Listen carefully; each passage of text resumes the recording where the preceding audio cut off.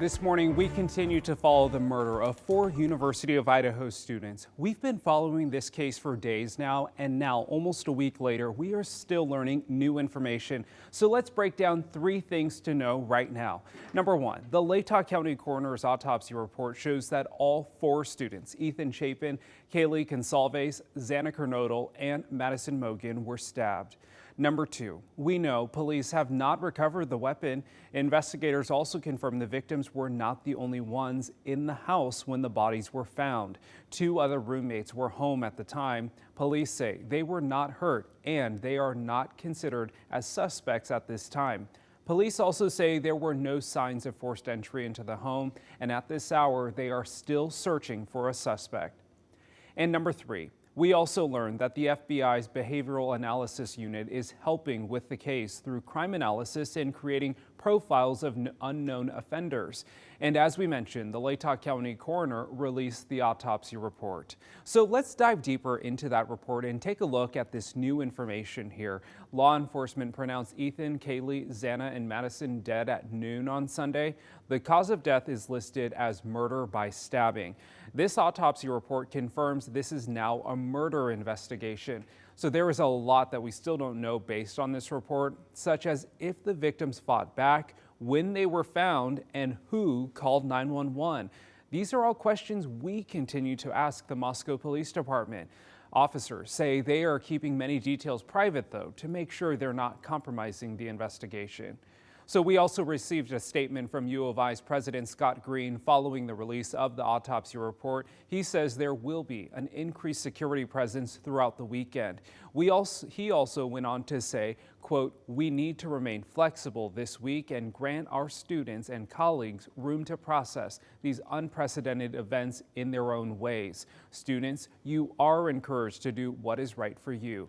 The university will be updating students over email on any new information on the investigation over the fall break. Well, as we work to bring you more to every story, we wanted to get more insight into how a smaller department like Moscow PD is working such a big case. So our Whitney Ward turned to the police department in nearby Pullman to understand how big crimes in these smaller college communities are investigated.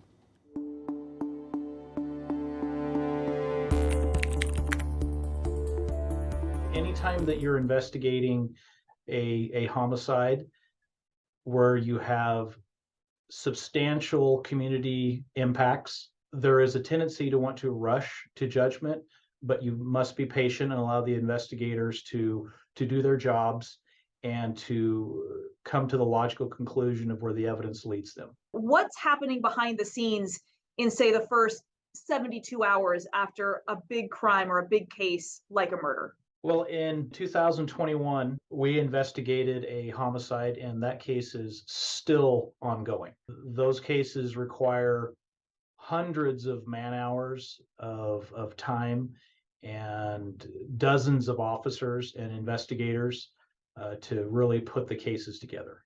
And that can be a kind of a painstakingly slow process sometimes, right? It can be. We had evidence that was submitted to the Washington State Patrol Crime Laboratory that took almost a year to return. Is it more difficult when you know that the case has gotten some national attention, or knowing that the whole world and certainly the whole community is watching and waiting for information? Our jobs as investigators is to try to keep our eyes on what's important. And even though there could be outside interest in what's happening, we really need to be professional and focus on the task at hand. And the Pullman Police Department wanted to be very clear that they're fully supporting the Moscow Police Department right now.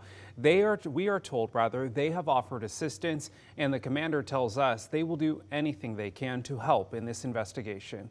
Meanwhile, Moscow police are appealing to the public for more information. They set up a tip line for people to call if they have any information about this investigation. That number there is on your screen. It is 208-883-7180. The Idaho State Police say that they have seen an increase in tips since the press conference earlier this week.